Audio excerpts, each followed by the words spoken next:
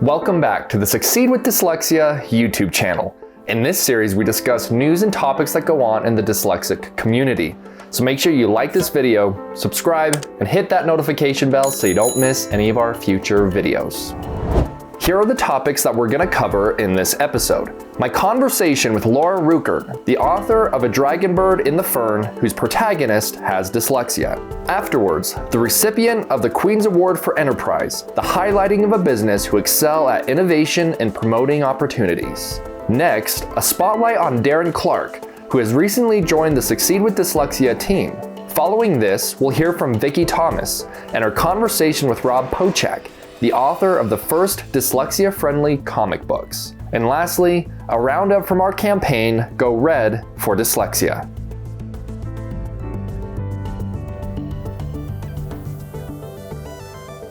Hi everyone, I'm Jeff Seville, and I am here with Laura, and we'll be having a conversation on some of the things that she's involved with. So without further ado, I'll turn the time over to Laura, and she can introduce herself. Hi, thank you so much for having me. My name is Rueckert. I'm an author. I'm the author of A Dragonbird in the Fern, which is a YA fantasy book. And I'm an American, and I live in Germany, and I've lived in Germany for over 20 years now. And that kind of has something to do with the book. So that's one of the reasons I'm saying that. Well, fantastic. What was your thought process behind these stories and in conjunction with dyslexia?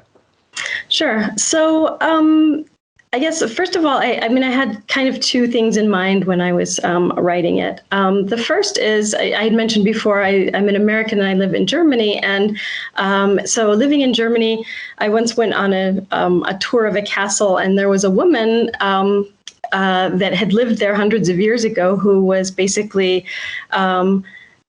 married in from another country. So she was married. It was an arranged marriage. She didn't speak German, and then she was kind of stuck in this castle in the middle of nowhere. And so I really wondered what her life was like. And that was one of the inspirations for A Dragonbird in the Fern. And the second one was that both of my children have been diagnosed with dyslexia.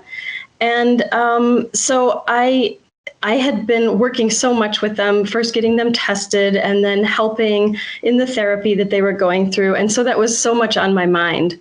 That was kind of the way that it started out. And I basically started thinking I wanted to write a story about a girl who gets into an arranged marriage with someone that she doesn't speak the same language as. And I thought, one way to make it harder would be for her to have dyslexia. So my kids, like I said, have dyslexia. And my oldest son, when he was first going through it and before we had the diagnosis, he was having such a hard time. And then getting the diagnosis proved to him, it's not just you not trying. He had even said to me that he felt like he was just dumb and he was going to stay dumb no matter how hard he worked. And obviously that's not true at all. And I thought, what would it be like for a character in this book who is supposed to get married to someone that they can't speak the same language of, if they had that basic feeling about themselves, if they thought, I can't learn a language, and here I have to, because it's an arranged marriage, it's for political reasons, I have to go and do it, and I won't be able to learn the language. So, spoiler, you can learn the language. That's definitely not a problem. One of the other reasons that I was really interested in the topic was because, being an American in Germany, I was asked, will you now stop speaking English to your kids now that they have dyslexia, because otherwise it's too hard for them. And that was something that I looked into a lot and found that there are plenty of people who are bilingual or multilingual and have dyslexia.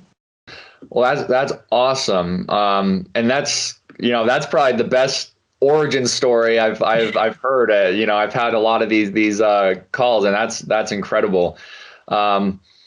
I think, and ultimately, the novel, your story, it's, while it might be fiction, there's some very real, raw elements to it, right? That are very applicable and relatable to a lot of people who, are neurodiverse or have dyslexia. So I think that's awesome.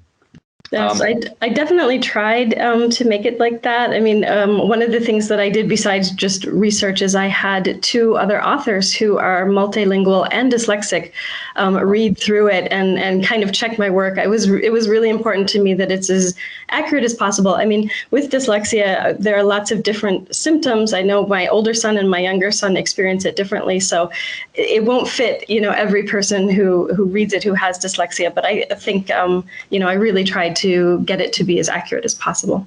Well, thank you so much, Laura, for spending this time with me, taking the time out of your day to have a conversation. And I think, this conversation and the things your ambitions and the things you're working towards and stuff, ultimately will be such a massive resource and such a great help to people. And like I said earlier, I just love the relatability of even though they're fictional characters, there are things that there's elements in those stories that can resonate with a lot of people. So yeah, thank you so much.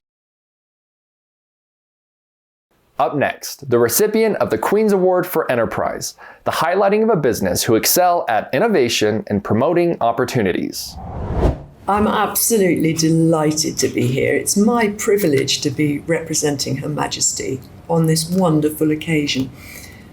My volunteering work started as a member of the Board of Visitors at Stoke Heath Prison, and so I know about the non-readers, and I'm absolutely delighted that you're going to be getting amongst prisoners. Back in April, my pride soared for the 4 QAEs that we got, and scanning pens being one.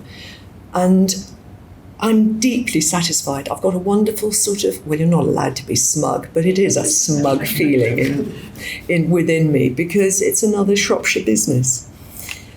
These awards are highly coveted. They're incredibly difficult to achieve and much sought after.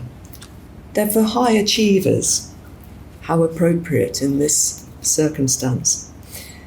The scrutiny, I can tell you, is absolutely meticulous. Nothing gets past the judges. You can't hoodwink them on anything. They go into real depth. Scanning Pens has been recognised as being exceptional. You've demonstrated outstanding results and your international trade has soared. But today is all about you, the front and background people, the staff in the team and the parents that have all helped. It's about the leadership and the team players. I want to let you know that you've been noticed. You've been noticed by the Queen's Award for Enterprise as being incredible. Your dedication to succeed through the ups and downs, and you always hear there are ups and downs, and I've heard with Scanning Pens there has been up and down, but you're up at the moment and succeeding.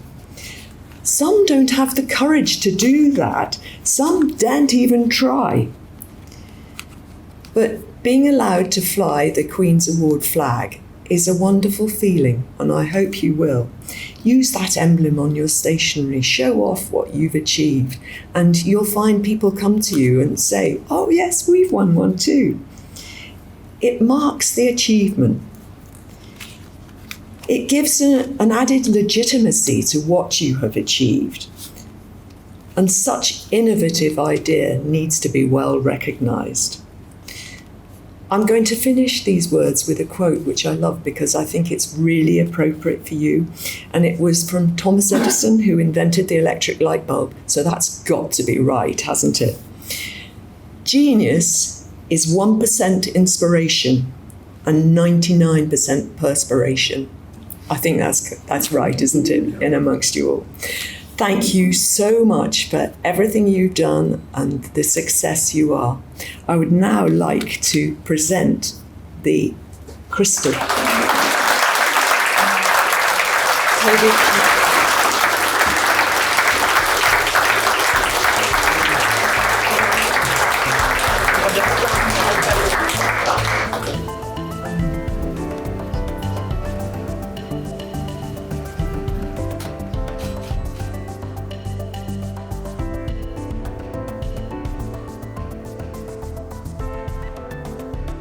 I'm here with Darren, who has recently joined the Succeed with Dyslexia team, and I'm going to hand it over to him to introduce himself, and he can explain some of the things that he is involved with. So my name's Darren Clark. I'm the director of Succeed with Dyslexia. Very, very new into the role and very excited about the incredible things that we're doing to raise global awareness around dyslexia on a global scale. So we're doing some incredible things with Succeed at the moment. As you can see, we're doing our Go Red campaign at the moment, which has been absolutely phenomenal and had some fantastic responses from across the globe. And you might have seen in your area that bridges were lighting up, buildings were lighting up, and everyone wearing their red t-shirt and helping to spread the message for dyslexia. So on the 8th of October, so last Friday at the time of us recording this, you popped into an event. Can you explain a little bit about that? Yeah, absolutely. So it was an event in London, in UK, in London. It was the TESS SEN show, which is a fantastic show. We have a different array of teachers and businesses and organizations there that all kind of come together. It's kind of like an expo in the sense of, they have the stands, but it's, what I love about it is it's a real community of people, and what you get from there is a real feel of the educators kind of giving you the tools you need really to be able to take them back to the classroom. So it was an amazing event. It was the first one that I'd actually attended. I've been to lots of shows before, but never been to the TESS show before. And it was the first one that we've had in 2 years. So it was just a great turnout and a real good feeling to be back amongst it. Fantastic.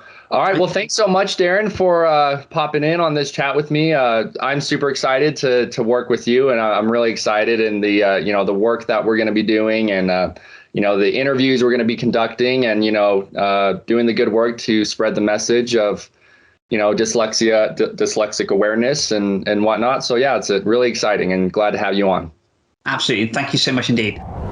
In this next segment, Vicki Thomas will be interviewing Rob Potchak, who is the author of the first dyslexia-friendly comic books. Hi everyone, I'm Vicki and I'm a member of the Succeed With Dyslexia team. I'm joined today by Rob Potchak, the creator of Junior High Horrors Comics, the first ever comic books to become dyslexia-friendly. So if I could just start off by asking you the story of where the idea came from to produce a dyslexia-friendly comic. So there's two reasons behind it. One is my sister is a Girl Scout troop leader, and one of the girls actually had dyslexia. So she started asking, knowing that my sister knew a guy who was making comics, and she said, has he ever thought about making things that would be easier to read for me? And I basically was like, I didn't know that was something we could do. So I started talking to the letterer of the book, a gentleman by the name of Billy Parker. And he was like, yeah, let me look into it. Let's see what we can do. And we found an open source dyslexia-friendly font called Open Dyslexic. And we were able to basically incorporate that into the book, which kind of went seamlessly, because the book's kind of quirky for like a young audience. So when you see the lettering, it's a little quirky, so it kind of fits right in with the book. But it was really because someone kind of nudged me and said, hey, is there any way that you can make your book more easily accessible for people with dyslexia? So I was able to do it. And then I started reaching out to comic book shops and started asking them how interested they would be in seeing full issues that were in that type of font. And the response I was getting was pretty good. So I started creating like little danglers and everything so that, when you would see it on the shelf, there'd be something below it that would say, this book is dyslexia friendly. And the reason why I wanted to do that was because one of the things that you try to do as a comic book creator is figure out a way to get more people to go into a comic book shop and more people to want to buy the book. So you have to figure a way out of the normal four walls of what comic book readers want, which is, you've got your Marvel, you've got your DC, you've got all that, but there are people out there that don't ever pick up those comics. So I had been told a long time ago that if you want to be a success in comic books, you got to figure out a way to get outside the four walls. So Junior High Horrors is a parody of horror movies in itself. So because of that, people already, if they're into horror, are going to be more interested in this comic than they would any other comic. So it's already going outside of those four walls. But then with the dyslexia-friendly font, I was sitting there saying, I could only imagine how daunting or how difficult it would be for someone with dyslexia to ever want to walk into a bookstore at all, because there's nothing in there specifically made for them. So when we started doing the font and everything, I was like, man, this is something that like, there's up to 20% of the entire population that has dyslexia that suddenly have something that's made and catered to them. And it's the first of its kind. There are people that I've met at conventions around the country that have basically told me things like that's so cool, and because they're teachers or professors, they're like, I'm going to start putting my syllabus in it, so that it's an open source font, anybody can use it, but it allows them to sit there and make sure that students that originally may have been held back or not be able to keep up suddenly now have something that should be able to assist them in further development. Yeah, and it's really good as well that it's coming from comic books, because something which definitely a younger audience and people in their teens, I mean, they love the escapism of reading a comic book. I mean, everyone does. It's not like adults, everything. I mean, they're only getting more popular, aren't they, to be fair? And especially, I think, the smaller independent ones, like you said, I think everyone's kind of done The Walking Dead now. Now we want something a little bit different.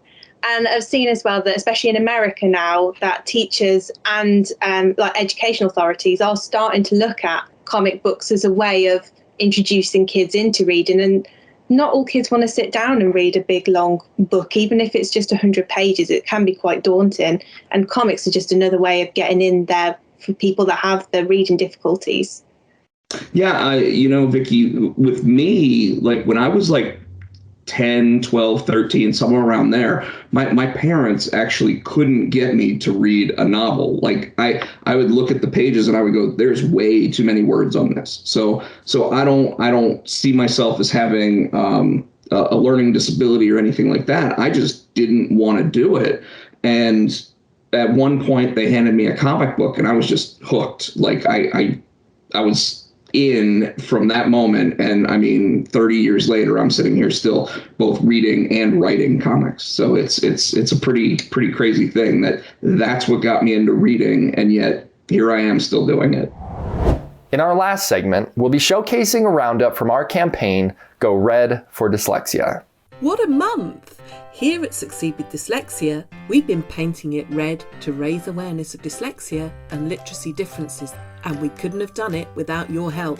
We've seen you lighting up the world in red and creating quite the international story, with 120 buildings lit up for dyslexia awareness, support from the US, the UK, Brazil, Australia and many more. We've been inspired by how you've taken our message global. We've watched as organisations from every corner of the world have joined forces, dressed up, got arty, and really committed to making our world more accessible by sparking the conversations that matter about dyslexia and dyslexia awareness. You've also caused quite the storm on social media, showing us your best red outfits, your best red dance moves, and creating incredible media around dyslexia to raise awareness and bust the stigma. You've used our Go Red for Dyslexia hashtag thousands of times, and really shown us your creative side with red crafts, red art, red writing, and our very favourite, some wonderful red cupcakes. Thank you for being part of changing the narrative and raising awareness of dyslexia and literacy difficulties all over the world. We couldn't have done it without you. I'd also like to introduce a little competition we're having. This month, we're running a small competition that helps us learn a little bit more about you and the kinds of stories that you want to see on our channel. As huge advocates of reading and the power of literacy, we're big readers. And if you're anything like us, you've probably got books all over the place. So that's why we're giving away a handy floating bookshelf to help you store some of your favorite reads. To be in with a chance of winning, we'd like you to tell us who the most inspirational dyslexic is in your life and why they're so important to you in your own dyslexia experience. Let us know who your favorite inspirational person with dyslexia is in the comments below. And you could be in with a chance of winning a handy little bookshelf to help you show off your favorite books and games. That brings us to the end of this episode. If you found this informative, please consider liking this video, subscribing, and hitting that notification bell so you don't miss any of our future videos. If you have any questions, leave them in the comments below. Once again, we'd like to thank Scanning Pens for sponsoring this episode, and as always, thank you so much for watching.